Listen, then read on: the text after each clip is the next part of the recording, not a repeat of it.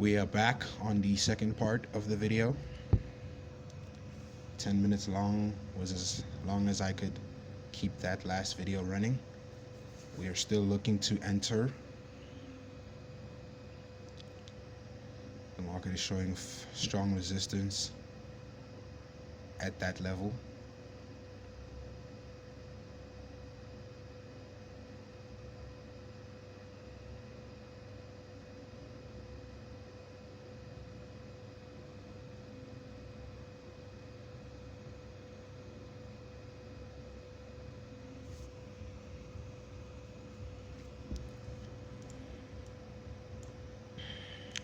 As wonderful as the trade idea is,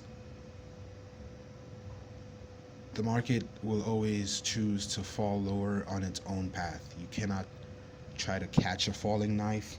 If it does progress lower, it is a move that we missed by a couple of pips, but at the same time, we are ready to anticipate what would happen below if it was to go there.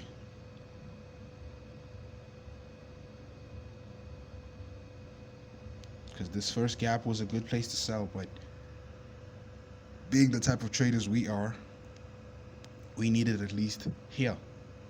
Risk must be as small as possible, because there's days where it will go up till here and then drop, and days where it doesn't go into this gap and just drops. That should give you alone evidence that there's a reason why it did that. It is probably going to get there later, something like that.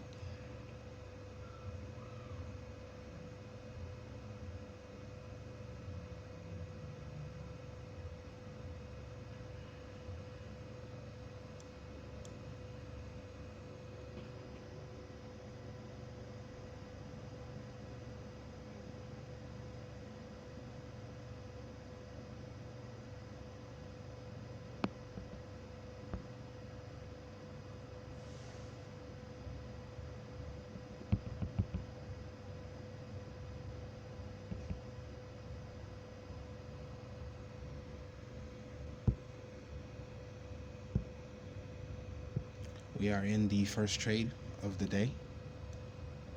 Should it decide to buy, we will buy the new gap should it present itself to us.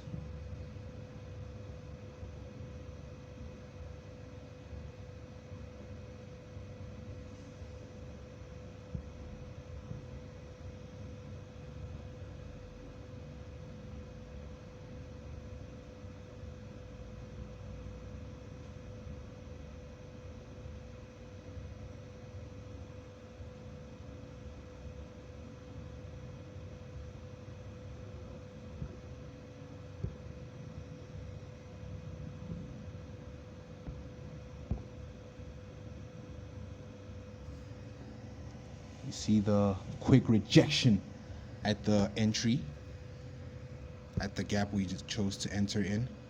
The aggressive rejection is exactly what we were looking for.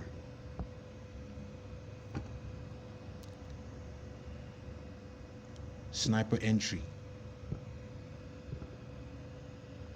Oh my God, it's as if it turned right at your gap. Yes, it did. Was it scared? No, it's algorithmic. The second gap was a bluff. We needed to give us this. I was expecting a move of aggression all the way down to the downside. We may not get that.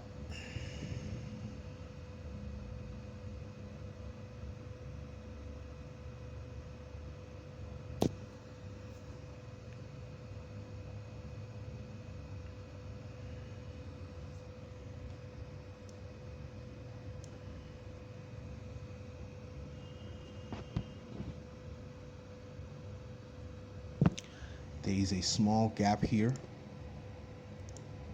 If it shows us proof of inverting this gap, that would be enough proof to enter to anyone that was short.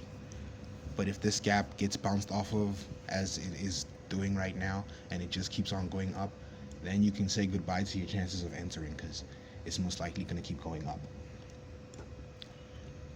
This move alone was enough to make some people's accounts today. Yeah, 2 candlesticks was enough to make a couple of people happy, because to them, they have not been outsmarted. Not by the market, at least.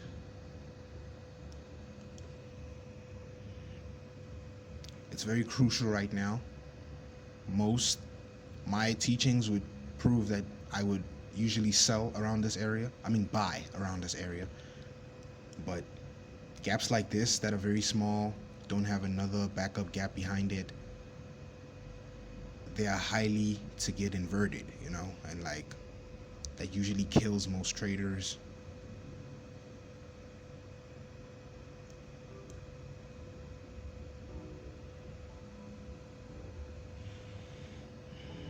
Good thing I'm not most traders.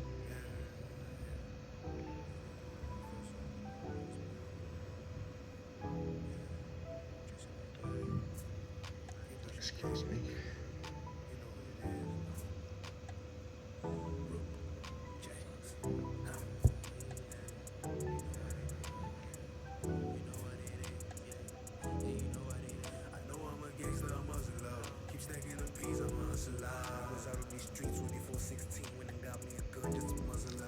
This gap is proving to be difficult for anybody that is still in shorts and waiting for TP to get hit. It would be tough. I myself has already taken partials. I was satisfied by this large drawdown. This move to the upside might give us a very good buy gap. So even though the initial idea was to sell, we got a piece of the sell. You should have kept yourself fed just with this small piece, you know. Never take it lightly. Take out as much partials as you should. And we have been given a gap.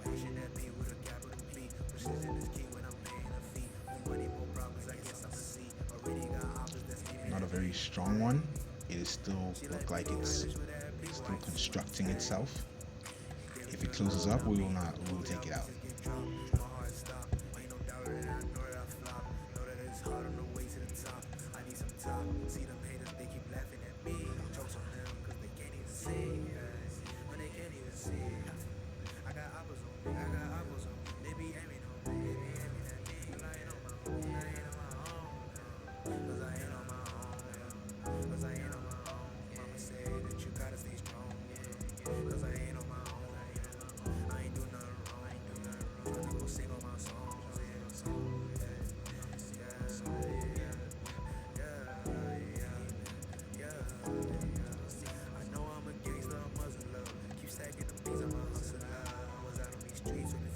This move to the upside could have literally been a result of it touching the gap.